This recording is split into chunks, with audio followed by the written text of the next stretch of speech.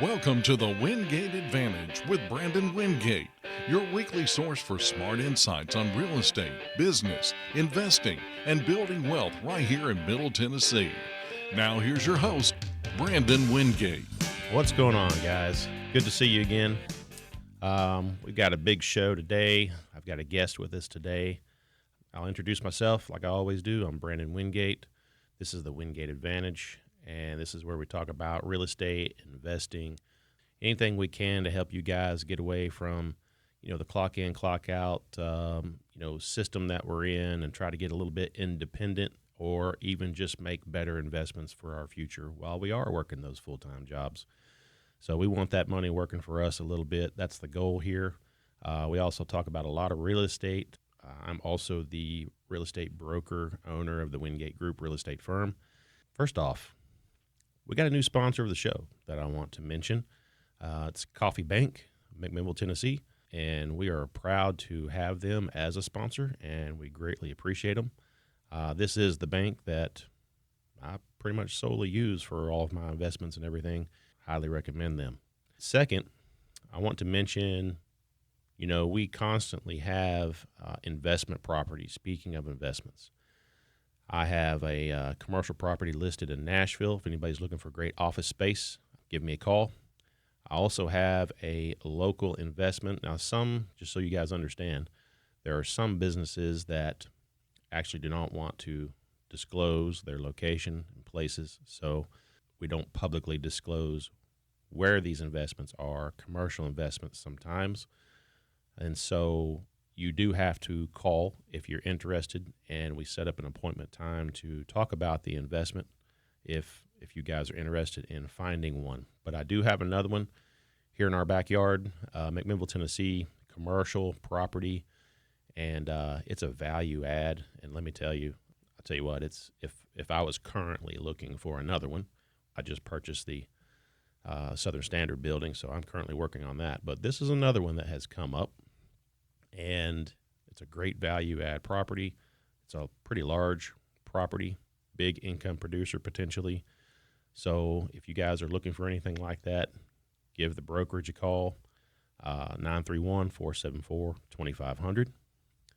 And we also have homes listed, different things. So definitely give us a call for anything you might need real estate-wise. So always get started with the ancient book on this show. Being that we have a guest today, it's definitely one of the greatest team members that I have, and I firmly believe in the team that you use, the professionals around you, the experts around you. They can definitely help you make those wise decisions. And this verse pertains to that. It's Proverbs 15:22. Plans fail for lack of counsel, but with many advisors they succeed. And one of the advisors that helps me today is here with us, and we will meet him when we come back right after this break. We're going to get started. This is going to be a good one. Hang on, guys. Talk to you soon. At Coffee Bank and Trust, better local banking is built on belief. The belief that together we can create tomorrows we're proud to hand down to future generations. This is the belief that fueled our founders, because we don't believe our hometown needs corporate banking built for bigger. We believe you deserve local banking built for better. Coffee Bank and Trust, a division of Coffee County Bank. Equal housing lender, member FDIC. Premium Black Angus beef raised right here in McMinnville. Hutchins Land and Cattle has fresh-to-freezer farm-raised beef you can trust. They also provide professional brush hogging, tilling, and hauling services. Quality, reliability, local pride. Hutchins Land and Cattle, serving Warren County and the surrounding communities one job at a time. Call today 931-314-9098.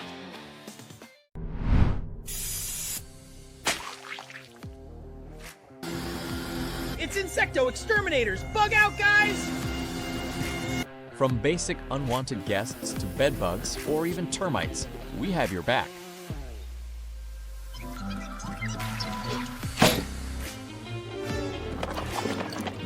You can have this house. It's got insect exterminators for protection. Call Insecto Exterminators today. Insecto Exterminators has you covered. No matter who your unwanted guest is, give Insecto Exterminators a call at 615-499-0259.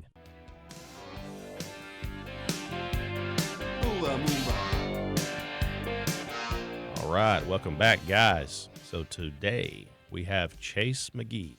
He is the Chief Business Development Officer for Coffee County Bank, and he is located here in McMinnville, Tennessee, and he is one of the biggest team members of my team that I talk about that is extremely important in the decisions I make, the type of loans that I get, the type of money they can offer me and help me out as far as buying investment properties, houses, whatever it might be. He's actually been with me many years now.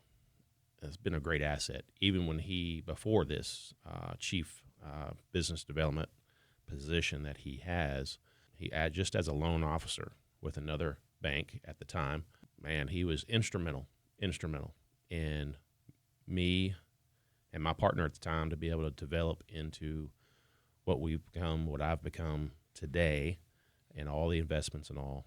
This is Chase McGee. Welcome, Chase. I appreciate you having me on. It's crazy how long it's been. I think it's been close to 10 years. Yeah, actually. that's crazy. So Yep. That's awesome. Been a good 10 years, though. It has.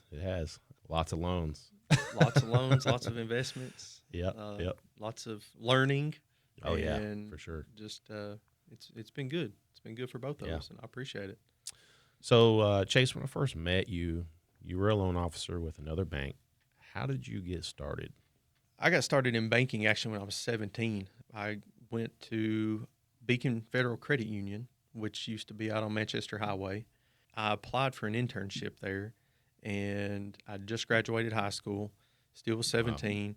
I started answering the phones as a receptionist, taking phone calls into the bank. One opportunity led to another. They had a teller open up, took the teller job, and then just kind of progressed from there. It went from being a teller to new accounts to loans and learning all the ins and outs of banking.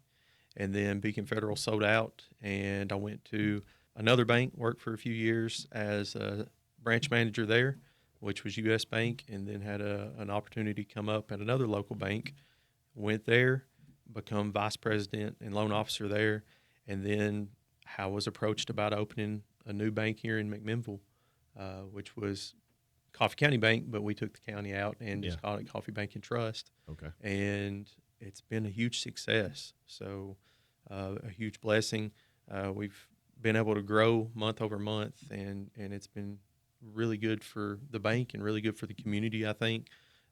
We've got some of the best products and services, I think, that are out there that pay the best interest. Yeah. And we're always trying to do what we can to help the customer. Okay.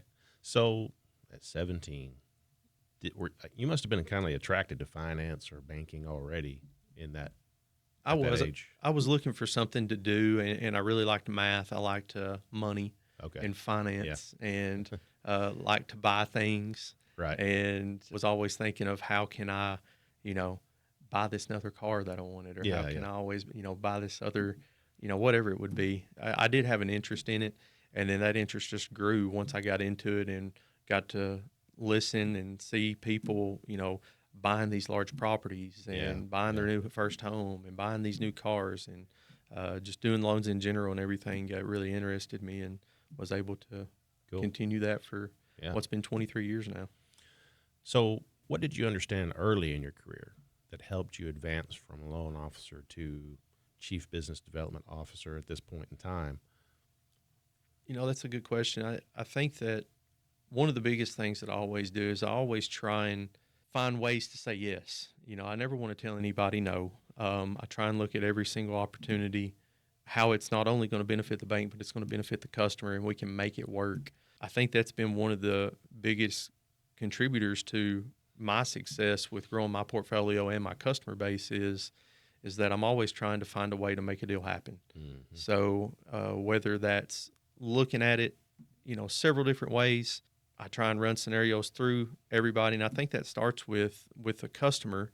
I think it starts with interviewing them properly, finding out what ways you can help them, because I think a big misunderstanding is you have to have this big bunch of money before you can invest in a property. Right. While you do need cash to operate off of and put down as a down payment and those type of things, there's other ways that you can look at deals to make deals happen. That's probably the biggest thing that I do is just try and find ways that I can help everyone that comes in the door, and not just, look at ways to turn them down. You're looking at ways to say yes. That's for sure. So early on when I was coming to Chase, I would bring deals and things, and I actually, in the beginning especially, I really thought it was a long shot to get a loan for certain things. And so Chase would evaluate it, and he'd be like, yeah, we could do that. And I'm like, really? So you definitely said yes many, many times. Well, so. And you made it easy, but to do, and that's, a lot of people don't think about all the many avenues that you have to be able to borrow money, to invest in property. So like I said, not having cash, but if you've got equity, co-signers, co-borrowers, equity in other properties, there's several different things that you can look at to try and make the deal work. Yeah. And that's what we try to do. So. Yeah, for sure. You've always been aggressive about helping customers find ways to make good deals work. Where did that mindset come from? Because that's, your mindset seems to be a little different than what I've encountered in other banking experiences. Sure. Well, I love helping people. So that's the biggest thing. But I think also, when you're in banking, you always set goals for the bank, and you always want to be able to meet those goals that you set for yourself, and that that the executives also set for you. I think that's probably the biggest thing is that taking the time to fully understand the customer and the mindset that I want to be. I want every deal. I want to help everybody that I can, because I want to be the one that people say, hey, go see Chase. He's the one that helped me, and he can help you. I want to be the best. So I'm competitive in that way. Yeah. So here you are. Yeah. Yeah. I mean, you're one of the best for me. Well, so. I appreciate that. Yep. So how has becoming a bank president or chief business development officer changed the way you look at business and risk? Because I'm sure you look at that every single day. Yeah, you definitely, you have to look at it from the bank perspective as well as the customer perspective as well. So I think the major change with that is pricing and the risk that comes with the deal. Definitely have to evaluate every deal on its own. And, when you're looking at a deal, if there's risk involved with every single deal you do. Right. No matter if everything looks great on paper, you never know what the economy is going to do. You never know might happen with the project. If you've got something that goes wrong during that project when you're building or investing, maybe you have tenants move out. Maybe you have unforeseen construction costs. So there's so many things that go into it. But I would say that looking at it from how can I do this deal so that not only is it beneficial to the customer, but it's also beneficial to the bank, and mitigate risk by, possibly changing different terms of the loan. Yeah. So that's the biggest thing, is just making sure that when you're looking at a deal that it makes sense not only for you, but it makes sense for the bank. Right. So we're not putting too much risk on the bank, and we're not putting you in a position where you can't be successful either. Yeah. Because really both sides don't want to take a big risk. Right. It's just not good for either side. So exactly. You've got to balance that for sure. Absolutely. Also. And with every like I said, every deal, there's risk involved. Yeah. But it's the conditions that you put in place on those loans that help mitigate that risk and make the bank feel better about it, and then also makes it so that you feel comfortable as well. Right. So you, during this period, you've watched a lot of successful and unsuccessful, I'm sure, business owners, investors over the years. What have you learned by watching? Most of the successful business owners I see, they're involved in their business. It's all they eat. Yeah. It's all they think about. It's all they any time during the day, that's all that they want to do is talk about their business or be involved in their business.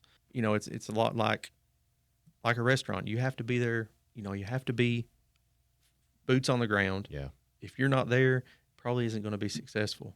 So I think that the biggest thing that I see is making sure that you're spending plenty of time looking at everything as far as how you're going to be successful, what avenues you need to take in order to grow your business, who are you putting in place to be successful, I think is a big thing.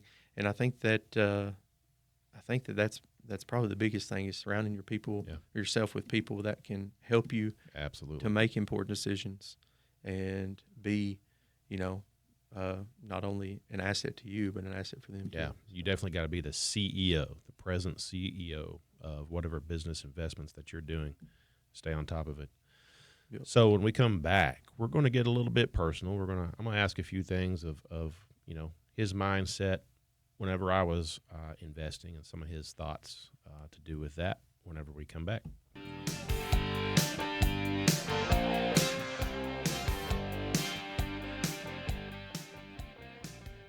Finding the right home is more than just a transaction. It's the beginning of your next chapter. At the Wingate Group, LLC, we're committed to helping families, first-time home buyers, investors, and sellers achieve their real estate goals with confidence. Whether you're searching for your dream home, selling your current property, or investing in land or commercial real estate, our experienced team is here to guide you every step of the way.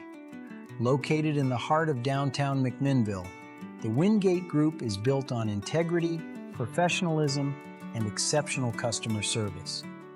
We believe every client deserves personal attention and expert guidance from start to finish. Ready to make your next move? Contact the Wingate Group, LLC today at 931-474-2500 or visit thewingategroupllc.com. Savage Samurai Martial Arts, in affiliation with Team Legacy, is proud to announce the Blue Crew.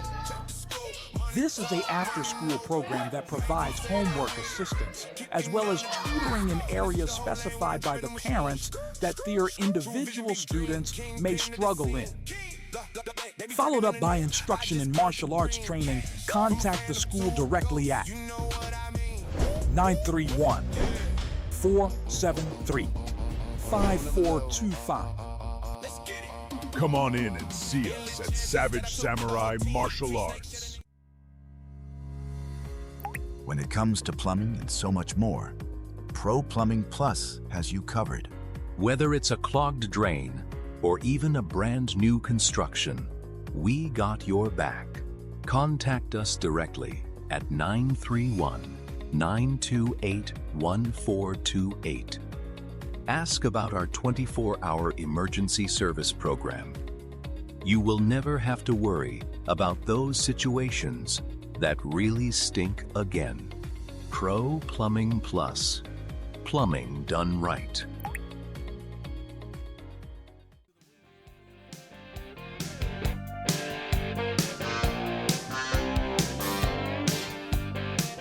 All right, welcome back.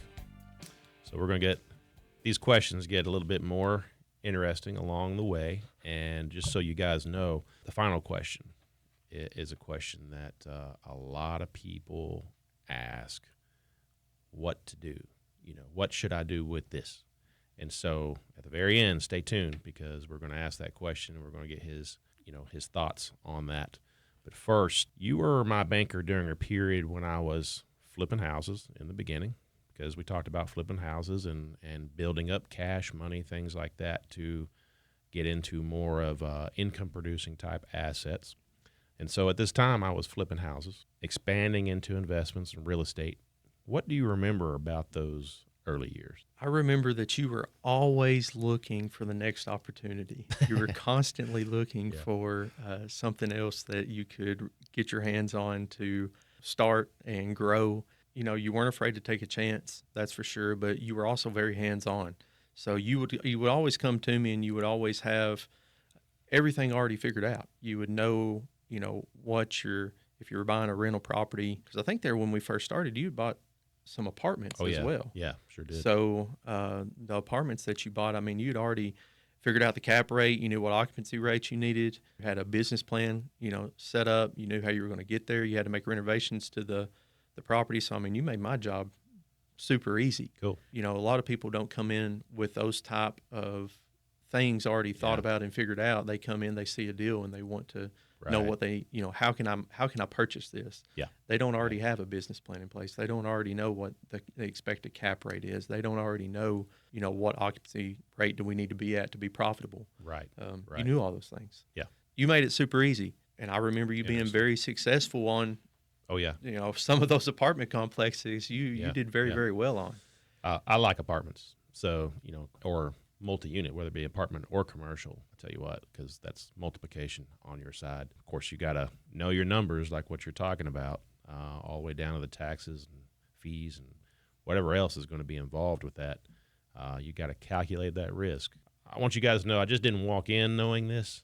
I think I had only done one multifamily before I had met Chase, but I studied my butt off. Like, I've read so many books on all that in the library, whatever I can, I'd go to Books A Million at the time and just sit there, read, bring them home, buy them, whatever I needed to do, pick out the great ones and toss out the ones that were just hype. Yeah, I did a lot of studying back then on to try to get the numbers right, calculate the risk correctly. Not just that. I mean, you would know other properties and what they were doing and what kind of cap rate they had. And, you had comparables that made it, that proved to us that, hey, he knows his numbers and they were verifiable. And you made, like I said, you just made it easy. Yeah.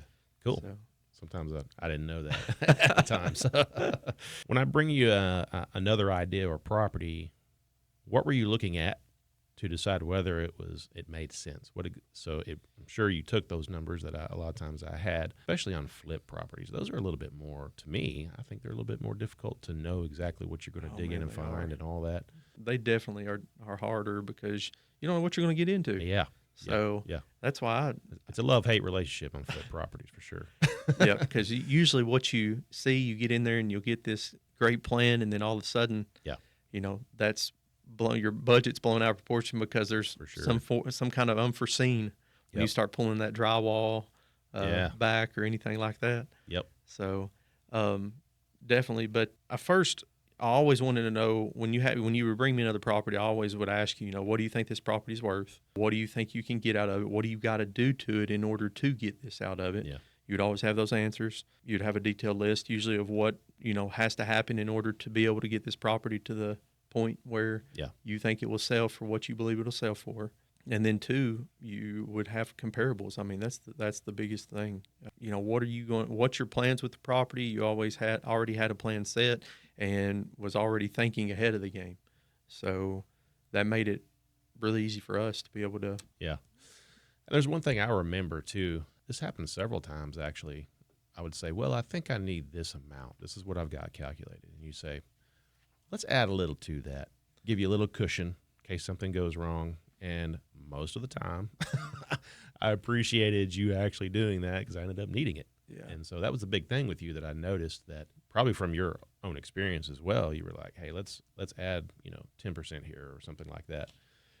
It's always better to take out more because especially on a flip property, just because you don't know. But even on new construction, I have people come into my office all the time and they want to borrow money for building a new home. And a lot of people want to try and self-contract to build. Yeah. People don't realize when you come in, and I had one just the other day come in and talk to me, and he kept telling me his numbers, and he was going to build a 1,600 square foot house for roughly $110 a square foot. And, that's how are you going to do that? Walk me through how you're going to do that. Unless you're doing every single bit of the labor by yourself, still don't even know that it's possible, even if you do every bit of the labor by yourself. Right. Yeah. The material costs are pretty high right now. Yes. Having those numbers and knowing those numbers are really big because, you always want to take more when it comes to lending. If you always want to put some type of buffer in there. Right. So whether that's 10 or 15%, we do appraisals and that equity's there.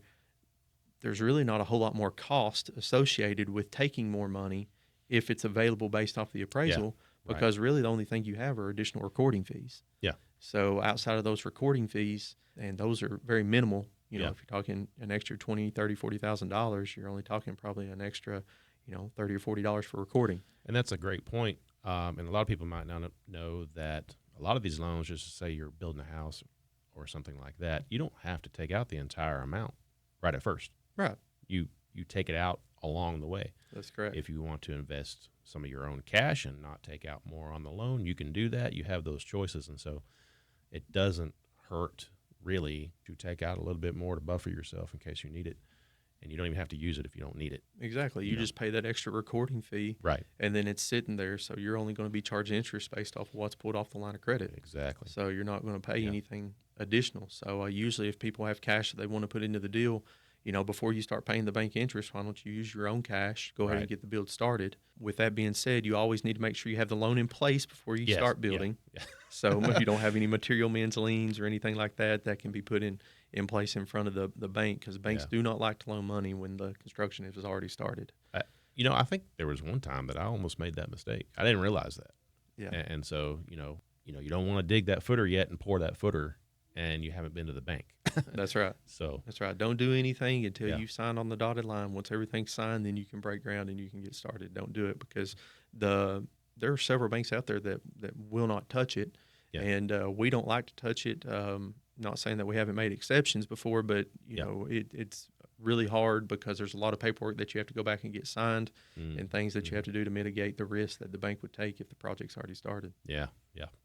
In this game, we're always wanting to improve. We're always wanting to get a little bit bigger deal, make more money one way or another. So from a banker's perspective, how does someone go from getting approved for one investment property, say a smaller one possibly, and eventually being able to finance much bigger deals? Well, I think there's several parts to that. I think the first thing is, hopefully when you're doing those smaller deals, you're taking and you're putting money back that you're making so that you can invest that into future properties. So it's not as simple as just, buying a piece of property and flipping that piece of property and making 20 or 30 grand, and then you've had a $50,000 deal here that you've turned into a $70,000 deal, made 20 grand, then just be able to go and do $1 million home, or $1 million commercial building. You've got to kind of build up to that, and hopefully while you're doing these smaller deals, you're putting money back. You're not only putting money back, but you're building a relationship with the bank. Yeah. They're getting more comfortable with you. They're seeing that you understand what you're doing. Yeah. You're paying them on time, and you're hopefully depositing and putting money back in the bank with them. Yeah. And as you do those things and that relationship grows, it makes us feel more comfortable to be able to help you. When you start getting into $1 million, $2 million, larger deals like that, you've got to have operating capital.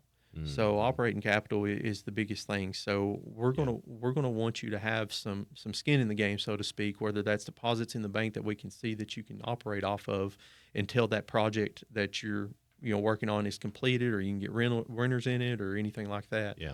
That's the biggest thing, is making sure that you're building up capital, that you're, establishing that relationship with your banker. Yeah. And that you are doing whatever it takes to get to that point where you can borrow that larger amount of money, mostly by putting the money back and making your payments on time. The experience is another big piece. So, I mean, if you've only done one or two properties, and then you're wanting to jump head first with $1 million property, we may want to see a little bit more experience before something like that happens. Right. As you know, property is getting more and more expensive. So finding that, $20,000, $30,000, $40,000 lot that you can build on now, that's becoming a thing of the past. So it is. So I don't know what's going to happen with that, but how high can it go, kind of thing. But well, I mean, it's kind of a supply and demand thing.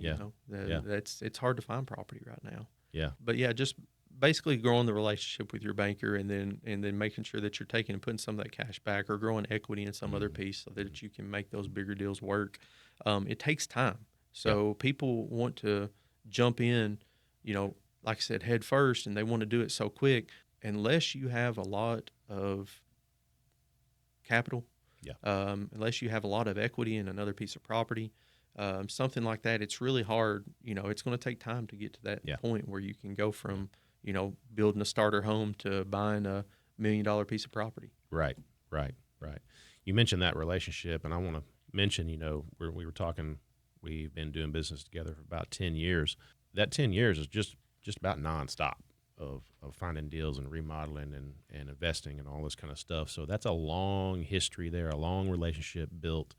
And so, now it's a whole different, I guess, relationship or a whole different process sometimes when I bring the big deals. And so I'm to that point where I can do that, and he knows I can do that. And, we've been successful along the way. Mm-hmm. So that relationship that you build, with a banker is extremely important. And these team members I talk about, whether it be a CPA, whether it be an attorney, whatever it might be, you want to try to get to that point where they're on your speed dial. You've got that kind of relationship so that when you run into situations, you can get advice quickly. And that's the right kind of relationship right there. Yeah. It's a trust relationship. You've got to have communication. So if there's issues, don't hide them. Yeah. If you're having problems, come and talk to us. That's the biggest thing with any banking relationship is, when things are good, let us know they're good. But when things are bad, let us know that they're bad too, because so that we can prepare and see what we can do to help you. Right. If you're not telling us what's going on,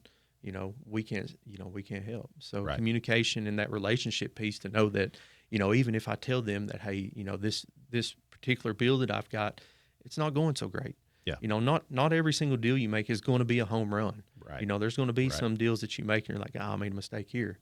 Yeah. So, having those conversations with your banker and letting them know what is going on, what the issues are, that's huge, because that not only establishes trust with the bank, that also going to help us to know, hey, he's being straight up with us. He's being, he's letting us know what's going on, so that we want to help you then. Yeah. So. Yep. All right. So when we come back, we're going to get, Chase here is an investor and developer himself. We're going to hear a little bit about his personal experience when we come back.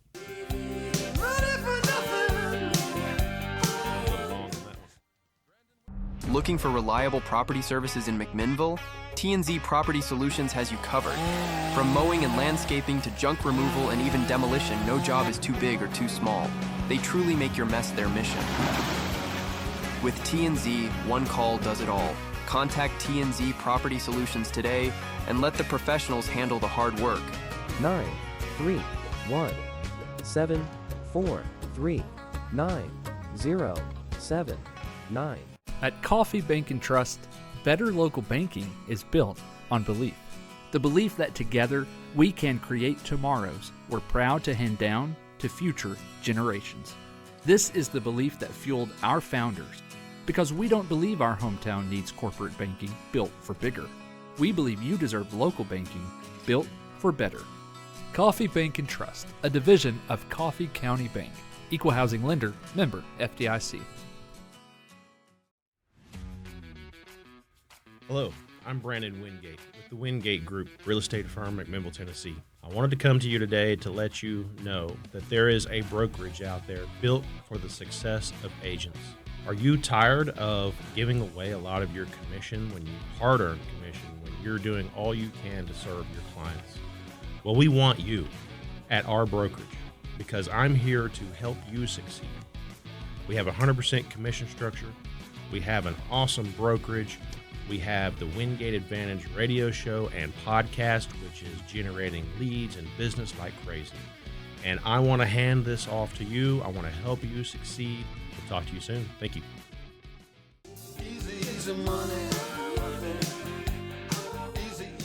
All right. So we've learned a lot already, and Chase is highly experienced. And the cool thing is he does a lot of this himself. So he's been in our spot a lot of times. And so we're going to hear a little bit about that right now. When you're investing, or if you're building a house, or I don't know all the things actually that you do, what makes real estate investment attractive to you personally? The financial gain that that's possible with any risk that you take when you invest in a property. Buying the property, correctly and knowing the market. Knowing the market's the biggest thing. Oh gosh, yeah. So trying to predict it. yeah, trying to predict the market, I think, is about impossible. Yeah. Knowing that's why usually when I invest in property, I stick strictly in Warren County. I feel like I know Warren County better than I know any other county. Yeah. So if the property's in Warren County, I'm interested in it if Yeah. I think that I can possibly make money off of it. Right. I always look at investments as, what am I trying to accomplish here? So generally, if I'd like to buy land. Land generally doesn't lose value. We just talked about that a little bit. Mm-hmm. 5 or 6 years ago, you could buy lots all over this town for $30,000. Yeah, I know. And now it's hard to find one for $50,000. Right. Now. Right. So, that appreciation, land's always going to appreciate. So very, very few times in history has land ever depreciated. Land's always a good investment. So that's generally what I look for is equity part. What can I do to this property to make it worth more so that I can, make myself more money. So yeah. And knowing the market and knowing construction cost and those type things are big. Yep. So what numbers do you run? So are we talking mainly for you yourself? Are we talking mainly building new? Building new, yeah. I've built. I counted the other day. I built 37 homes. Wow. I got my general contractor's license in 2021. I'm currently building my 37th home right now. And the big thing is, as far as what numbers do I run, I don't know that I necessarily run numbers, but I keep spreadsheets on every single build. Yeah. So I can go back and tell you on any build, any of those homes that I've done, then out of those 37 homes, what is the cost per square foot for concrete or for flooring or for painting or for framing or for footers or anything like that, so that I can get a really good idea of what is it going to cost me to build this house that I'm working on right now. Mm-hmm. So I hopefully already have those numbers in place, and I think any good contractor, that's what they're going to do, is they're going to have those numbers in place. So, and I want to say too, I don't necessarily do any commercial really construction. I don't do any custom construction. It's really just spec homes. Spec homes, is what I do. So that's why I like the land piece of it, because I sure. take that land and build on it, and then usually get a decent rate of return. Yeah. Being that you've kept numbers like that, what's if somebody's got their team down, what can a person, and you don't do any of your own, like you subcontract everything, yeah. Because you got to sit in the bank and give loans to people. That's right. That's right. It's just a hobby. Yeah. So doing it that way, what if somebody's wanting to get into this and they get the right team down and things, about what per square foot can a person build a house, not counting the land cost, but just the house itself? That's a good question. I mean, there's so much that you have to look in, so many different ways to answer that. The biggest thing is the land. If you've got a nice flat piece of property that's not far off the road, that's going to be a whole lot different than if you've got a slope piece of property that's 150 foot off the road. That's for sure. So, because especially now with what it costs to get electric to property, all that's changed, and then your utilities and all that, getting those to the property, there's just so many different variables. I mean, there is, sure. It's hard for me to say for $150 a square foot or $200 a square foot you can do this. Yeah. The finishes in the home, do you want custom cabinets? Do you want tile? Do you want granite? Do you want quartz? Do you want marble? Yeah. What all do you want? Do you want brick? Do you want vinyl? Do you want hardy? There's just so many so many differences in all that. Yeah. That can change the price instantly, Absolutely. Super quick. Right. So, a range I think is always good. I think a very, very basic home that is on a flat piece of ground and is not far off the road. Yeah. You could build that for $160 a square foot, $170 a square foot. Right. Then again, it may look good, and then you may get off, and then you may go to dig, and you may hit rock. So when you're trying to dig I talked about that I did that myself. So you hit rock, guess what? It blows it all. Yeah, that's right. You got to start back over and figure that budget again. Yep. So there's so much that goes into trying to figure out what that cost per square foot is going to be, and that's why it's so hard for contractors also to give bids on projects as well, because they've got to ask so many questions and find out all the fixtures and finishes and touches and everything that you want on your home, because the smallest thing can change that quite a bit. Yep. And all those decisions that couples and things seem to make along the way. Hey, I want to change this. That's why a lot of contractors have went to a cost plus type deal.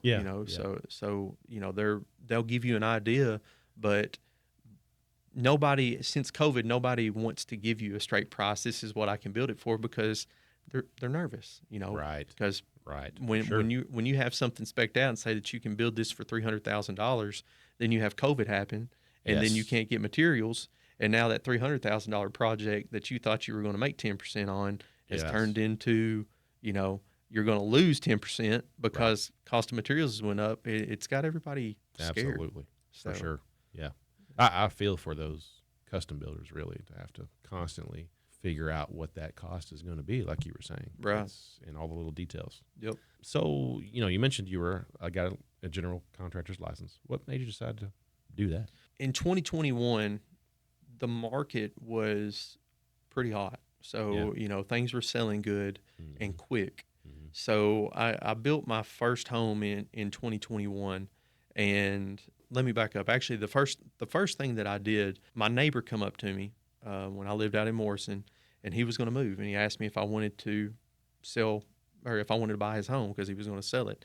I thought it was fairly cheap for what he was wanting, so I ended up buying the home, and we did some remodeling to it, flipped it, and made a little money. So I think we made probably $20,000 or $30,000 off of it. You got the fever. I got the fever. So I was like, man, this is pretty nice. You know, what can I do to do this again? Yeah. So that's when I started looking into what's it going to take in order to get my general contractor's license and start building homes and those type things. It was really easy at that point, because I think a lot of people look at the build and they think, hey, this is going to sell super quick. And when you were in 21, 22, 23, usually most things are selling pretty quick then. Well, now we're in a time where it's not selling quick. Yes. So you've got to be super smart about what you're investing and how much you're putting into these homes, and make sure that you can afford, to build them and to sit on them for a little bit, because I think the average days on market right now to close is close to 120. Yeah. So, I mean. Yeah, that's crazy. Yeah. To wait that long. It's a huge difference between selling one, where you have multiple people bidding on it and getting in bidding wars on your properties. You just don't hear much of that right now. No, it'll probably come back at some point in time, because it always repeats usually, but who knows when that'll be. And right now, it's taking a while. It's definitely a buyer's market right now. And that's another calculation. If you're building or you're remodeling, the holding cost. Yep. You've got to factor that in. Absolutely. Even if you're doing it with your own cash, people say, well, I've heard people say, well, if you're not borrowing any money for that, then why do you care? Well, I got a checking account at the bank right now that pays 4.5%. So I could have that money in that checking account earning 4.5% instead of sitting here, waiting on somebody to buy this thing. So, I mean, I don't care how you look at it. If the longer it takes to sell, you're losing money. Right. So we need to talk about that checking account when we get off here. Yeah, absolutely. I need something like that. Yeah. So if someone wants to build a home today or invest, what's the biggest thing they need to understand before starting? Get a lot of bids. Talk to a lot of different contractors. Don't just talk to one and roll with it. Costs can vary thousands of dollars between people. So, but with that being said, also, there are unfortunately some contractors out there that will show you a low price, and then when you get into it, they're like, hey, sorry, it's actually going to end up being more, so that they can get your bid or your job. Yeah. So, do your homework. We have a lot of people that come into the bank and they are wanting to purchase land to build their home on. Yeah. And a lot of people don't understand that just because you got a piece of land doesn't mean that you can build on it. It's got to be perked. For sure. So, and you're seeing, with land being so hard to come by now, you're seeing a lot of people that are coming in and they haven't had a perk test done on it. They've not went, through the state to get the soil map done with a soil scientist, or they haven't went through the state to get a piece of property perked. Yeah. And they're wanting to buy this property to build their house on before they even know if they can. Right. So, and I've had people tell me before, well, it's 5 acres. Surely there's somewhere on it I can build. Not necessarily. Yeah. I mean, make sure that you do your homework and, Yeah. Be patient. And if somebody's got a piece of property to sell, you know, I think that asking for a perk test or something like that, you know, before you put it in a contingency on there. Yeah. I will buy this contingent sure. on it, perking for whatever you're wanting to build on it. Yep. Yep. I think that a lot of people forget about that because they get excited and they want to get that build going.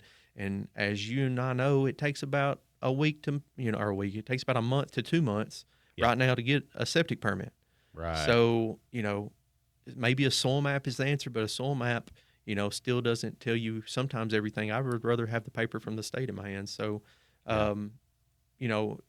if you're wanting to buy land and you're wanting to build, or you're just wanting to buy your home, a home, I think with the land, you need to do your homework, talk to several builders, make sure the land perks, and then also try and save money up for your down payment if you're wanting to just buy a home that's already built. Yeah. It's okay to rent while you're, waiting to be financially able to. And I think a lot of people are having to do that given the times right now with where the interest rates are at and the cost of houses right now. Right. Guys, you need to listen closely to what he's saying, because as an experienced investor and builder myself, some of these things he's saying, I'm like, man, that's a great point. Just like what he said about the soil scientist, he would rather actually have the letter from the state that it perked more so sometimes than the actual scientific study on the soil. And I agree with that. Mm-hmm. There was a point, one time I bought a 10-acre piece of property, had the soil scientist already done his work, and even still, I just about did not find a good place to put a septic tank in. And I had to go above and beyond to make the septic system work, even though it looked like it was supposed to work. Yeah, there's so many things that go into a soil map, and I'm no soil scientist, no expert in soil at all, but I mean, when the slope of the land is big, and the type of soil that it is, and whether it's clay soil or it's sandy soil, what type of soil is it, and those. A lot of people always want to look and make sure that you've got some green markings on that soil map and you don't have a bunch of red. Yeah. Even if you've got some green over red or yellow over red, as the type soils, I think they call it how quick it dissipates into the ground. Yeah. So, if you have 60, is it MPI? I can't even think of the term right now, but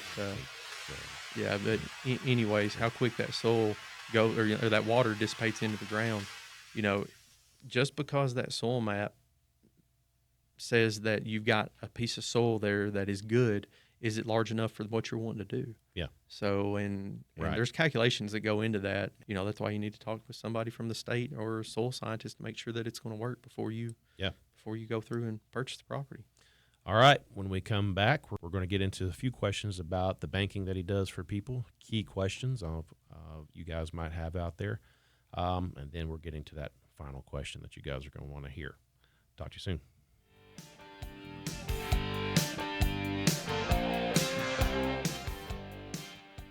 At Coffee Bank and Trust, better local banking is built on belief. The belief that together we can create tomorrows we're proud to hand down to future generations. This is the belief that fueled our founders, because we don't believe our hometown needs corporate banking built for bigger. We believe you deserve local banking built for better. Coffee Bank and Trust, a division of Coffee County Bank. Equal housing lender, member FDIC. Premium Black Angus beef raised right here in McMinnville. Hutchins Land and Cattle has fresh-to-freezer farm-raised beef you can trust.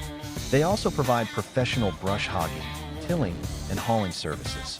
Quality, reliability, local pride. Hutchins Land and Cattle, serving Warren County and the surrounding communities one job at a time. Call today 931-314-9098. Hi, I'm Joe Stefanish with the Wingate Group Real Estate Firm. I'm not just another realtor with a license. I'm a realtor with nearly 4 decades of hands-on business ownership. My experience as a business owner, commercial and real estate property owner, as well as a real estate investor gives me the right tools to assist you with your real estate needs. Whether you're considering buying or selling commercial or residential property, I can help. What I really look forward to is sharing decades of my real world knowledge with people like you. Give me a call, Joseph Anish at the Wingate Group Real Estate Firm, 931-474-2500 or 931-607-3231. Real estate guidance backed by a lifetime of experience.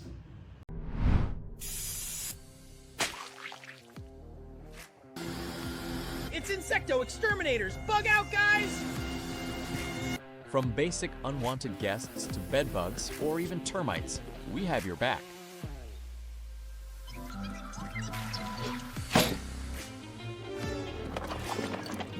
You can have this house! It's got Insecto Exterminators for protection!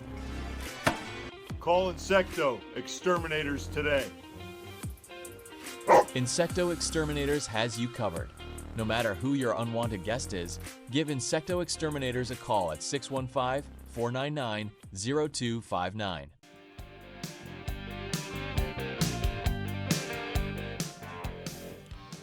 All right. So let's ask a few questions about banking. What's one of the most misunderstood mostly about banks? I think one of the things that's probably most misunderstood as far as lending at the bank level goes is that just because you have collateral and maybe you have paid for collateral, that property should be able to stand good for itself for a loan.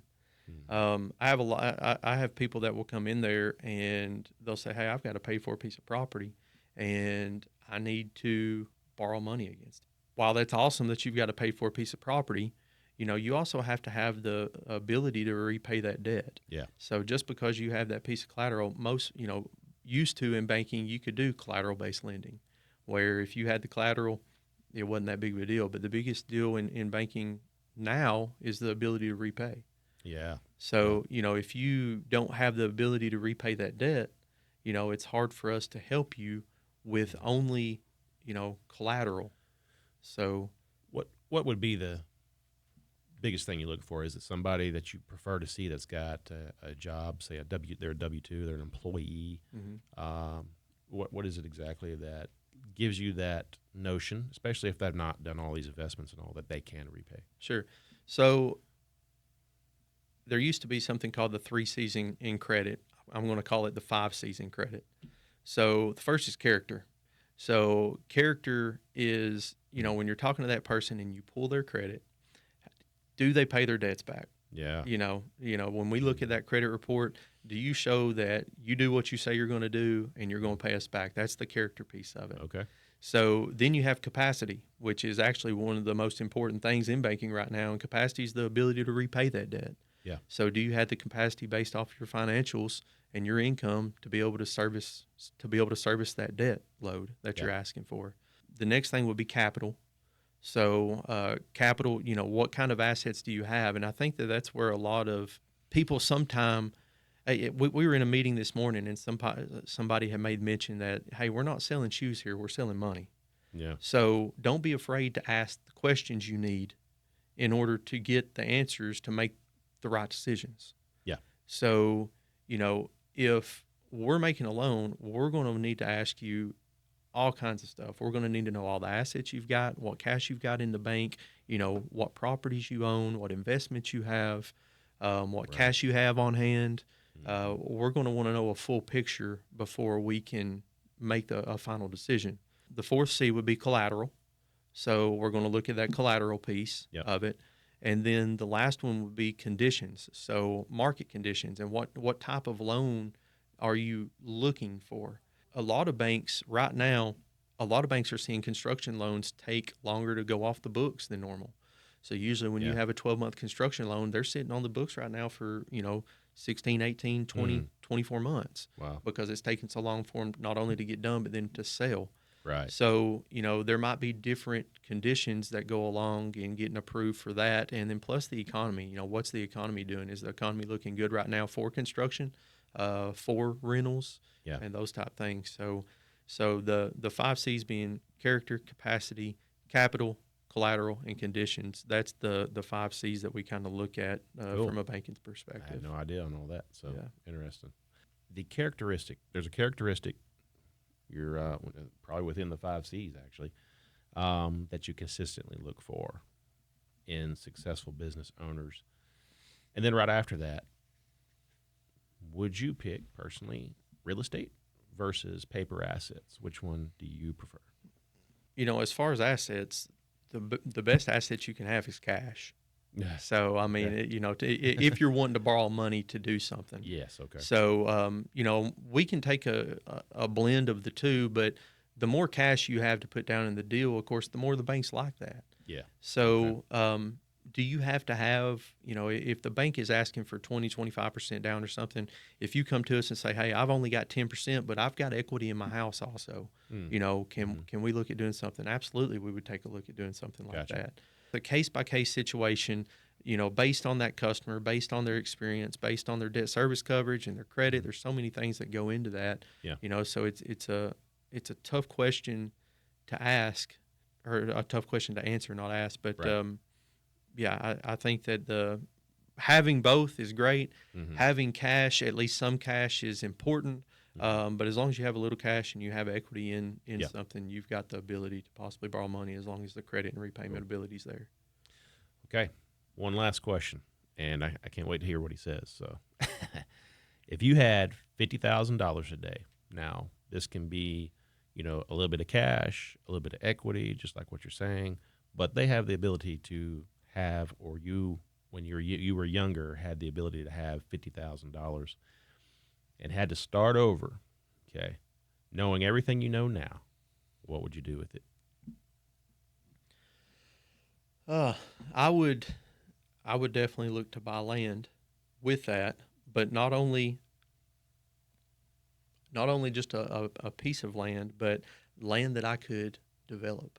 Yeah. So that's going to be the biggest piece. Yep.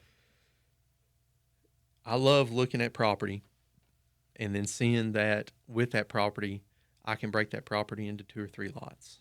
Oh yeah. That's where you make money at right there. You're exactly right. Yeah. So knowing the city and county coding or codes requirements and the regulations that they have in place on what you can do in R1, R2, R3, R4, R5, and all that, that can really put you ahead of the game when you're looking at property. Yep. So knowing whether you can buy that property and split it into 2 lots. Mm-hmm. I mean, you've just took one asset and turned it into 2. That's right. Or, buy a larger piece of property, trying to split it into multiple pieces of property. Mm-hmm. So, and that's why you have so many county and city deals right now where they're trying to put limitations on what you can do.